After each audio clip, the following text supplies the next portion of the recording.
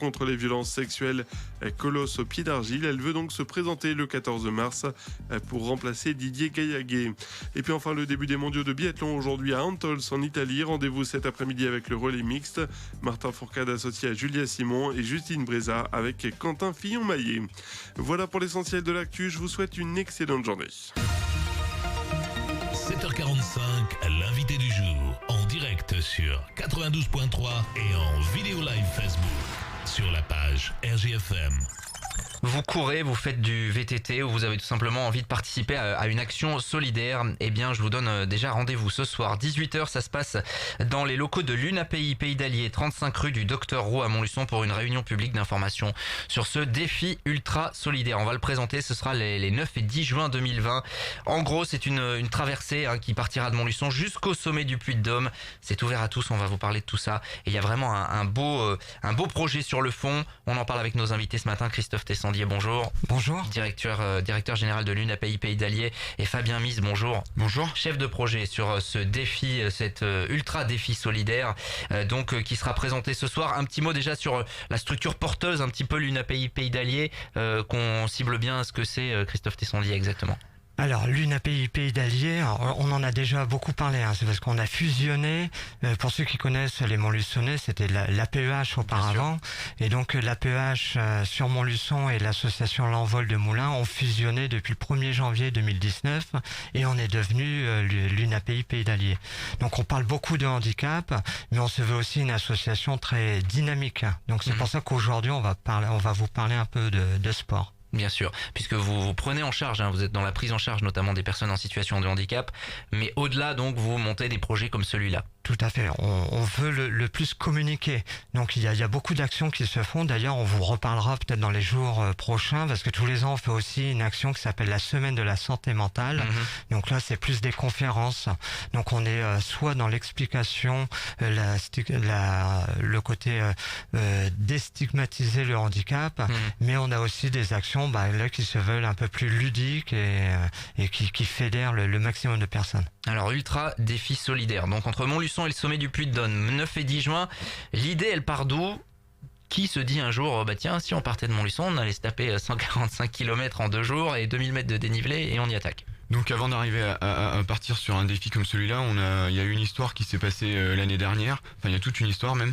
On a pris part au départ du Trail du Sancy en arrivant à inclure des personnes en situation de handicap résidant intervenant dans différentes structures de l'UNAPI, que ce soit dans des foyers, dans des ESAT, etc. Donc là, on a réussi à fédérer un maximum de personnes sur cet événement. On a aussi participé à la Coupe du Monde de Joëlette à Oléron l'année dernière, où là on a pu impliquer des professionnels de chez nous et des personnes en situation de handicap pour pouvoir prendre part dans la Joëlette à ce moment-là. Joëlette, c'est une espèce de chaise porteur avec une roue en dessous qui est destinée à des personnes à mobilité réduite pour les faire découvrir les sensations du sport en plein air, que ce soit ça se rapproche du vélo ou de la course à pied, mais le but aussi c'est de faire voyager les personnes qui ont pas de mobilité ou peu à travers cette discipline. Et aussi, on a été invité par la Caisse d'épargne à faire une traversée qui partait du Puy-Marie jusqu'au sommet, jusqu'à Clermont-Ferrand. Donc là, on a traversé toute cette partie du Cantal jusqu'au Puy-de-Dôme avec une Joëlette sur 2 jours de traversée.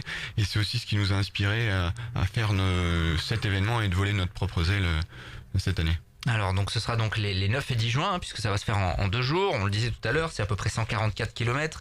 Et là, pourquoi le Puy-de-Dôme finalement? C'est un peu l'emblème auvergnat aussi, vous vous êtes dit c'est un beau symbole, c'est vrai que c'est un beau lieu. Oui, c'est sûr que pour tous les Montluçonnais, le Puy-de-Dôme ça paraît hyper loin, c'est quelque chose de mythique, et nous on voulait s'en rapprocher et montrer qu'à plusieurs, on est capable de lever les barrières du handicap et d'aller loin en générant un groupe solidaire et plein de cohésion. Alors vous allez proposer donc de le faire en courant ou en vélo, il y aura 2 modes, c'est ça? Voilà, c'est ça. Donc nous, ce qu'on veut à travers cet événement, c'est faire un événement qui s'adapte et qui s'ouvre au plus de nombre de personnes possible.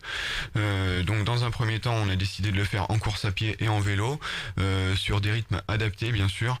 Donc en termes d'exemple, sur la partie VTT, on va être sur du 14 km/h, et en partie course à pied, on va être sur du 7 minutes 30. Voilà. Donc donc la traversée se décompose en tronçons.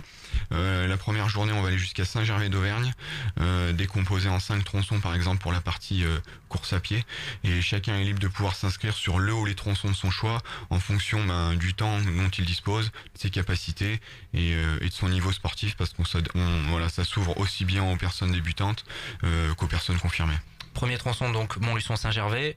Et la deuxième donc Saint-Gervais. Alors première journée, Montluçon-Saint-Gervais, donc le 9 juin, et la deuxième journée, Saint-Gervais, sommet du Puy-de-Dôme. Avec donc la possibilité, évidemment, parce que c'est pas forcément accessible à tous, tout le monde n'a pas la condition forcément pour aller faire 144 km et du D+ important sur 2 jours. Il y aura vraiment des petits tronçons qui permettront en fait à tout un chacun, même un runner occasionnel, de venir. Voilà, donc nous on a pris le parti de pouvoir saucissonner nos tronçons et nos étapes de façon à ce que chacun puisse s'inscrire sur le ou les tronçons de son choix en fonction de ses capacités. On a des tronçons qui font 7 km, 8 km, etc. Donc chacun va venir additionner ses tronçons en fonction de son envie et du temps dont il dispose. Christophe Tessandier, derrière tout ça, il y a un message, hein, bien évidemment. Alors comme dans le titre, vous avez dit, ça s'appelle UDS, donc il y a le mot solidaire. Donc le but c'est de faire parler du handicap au plus large, enfin surtout Montluçon et arriver sur le Puy-de-Dôme. Dans le côté solidaire, on se veut cette année de faire profiter un établissement de l'UNAPI. Donc tous les fonds qui seront récoltés iront pour l'IME Le Rocher-Fleury, et on a décidé de faire un parcours de santé. Donc un parcours de santé qui servira à tous les enfants en situation de handicap de l'IME. Donc toutes les inscriptions qui seront disponibles à partir de demain, donc c'est à hauteur de 10 €. Donc tous ceux qui veulent s'inscrire, c'est 10 €, mais ceux qui voudraient participer en se disant bon, c'est une bonne œuvre, que ce soit les commerces de Montluçon, les artisans ou quiconque, vous pouvez aller sur le site de l'UNAPI ou nous interpeller et puis faire un don à l'association, et tout sera reversé pour ce défi. Voilà, vous avez tout expliqué, avec cette réunion publique également ce soir à 18h. Vous pourrez poser des questions, bien évidemment, où il y aura une présentation un petit peu plus longue que les 10 minutes que l'on fait ce matin. Inscription donc à partir de demain, et c'est vrai que les tronçons sont courts, et j'imagine que votre objectif c'est que à un moment il y a un vrai peloton, quoi, une petite masse de coureurs ou de cyclistes. Oui, c'est sûr que pour nous, on espère générer le maximum de personnes. La seule contrainte dont on dispose, c'est qu'on est limité à 100 personnes par discipline et par tronçon. Donc c'est quelque chose qu'on va s'attacher à faire, parce que pour une première édition, déjà en termes d'organisation, ça demande beaucoup de choses. Après, chacun va être libre de pouvoir visualiser l'intégralité du parcours sur le lien d'inscription qu'on mettra en ligne à partir de demain, soit sur notre page Facebook ou sur le site internet de l'UNAPI.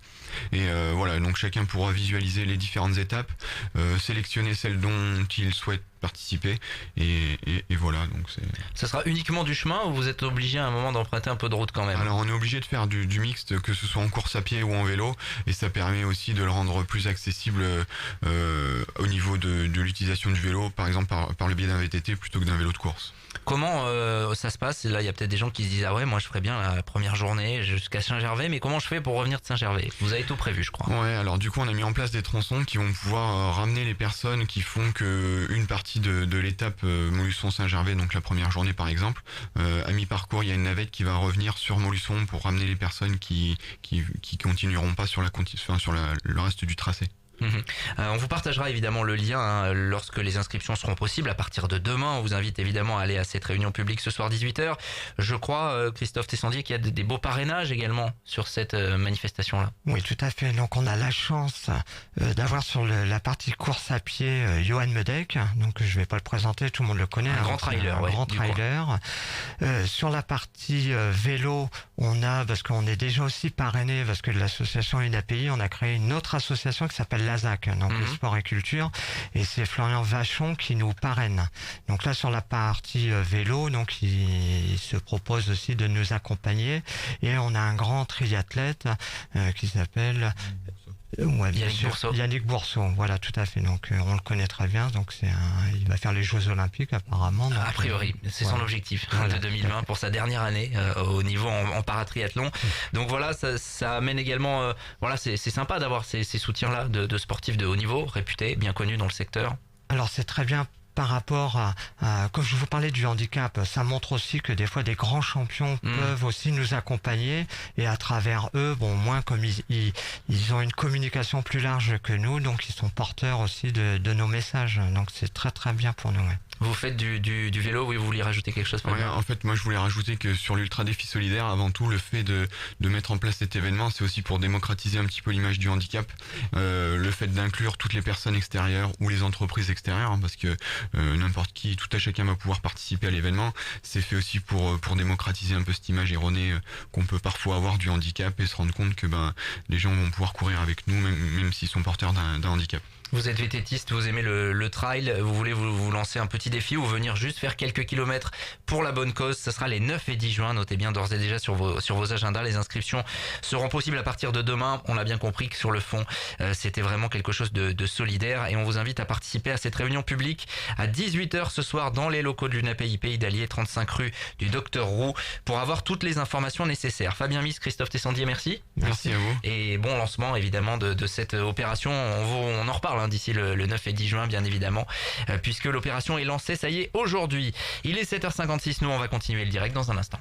7h45, l'invité du jour. En direct sur 92.3 et en Facebook Live vidéo sur la page RGFM.